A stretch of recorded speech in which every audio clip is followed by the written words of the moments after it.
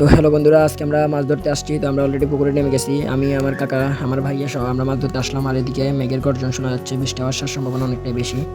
তো দেখা যাক আজকে আমরা কি মাছ পাই। দেখেন বন্ধুরা, আমাদের জালে মাছ না উঠে আম উঠে আসছে, কারণ এই বরাবর উপরে আম গাছ আছে, দেখতে পাচ্ছেন আপনারা। তো আমরা আবার জাল টানা শুরু করলাম। আমরা জাল না মেরে পানির ভেতর দুইজনে দুই পাশে ধরে ওইভাবে টানতেছি, যাতে মাছগুলো জালের মাঝে আটকা পড়ে। এরপরে জালটা পানিতে রেখে এরপরে আমরা উপর দিয়ে হাতায় ধরবো আর কি।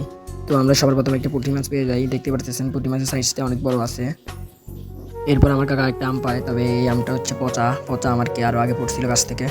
এরপর আমরা আরেকটা পুঁটি মাছ পাই, তবে আমরা বড় মাছ পাচ্ছিলাম না। এটা হচ্ছে আরেকটু বড় এই পুঁটি মাছটা থেকে। এরপর আমরা একটা শিং মাছ পাই, এটা তেমন বড়ও না আবার ছোটও না, এটা হচ্ছে দেশি শিং মাছ।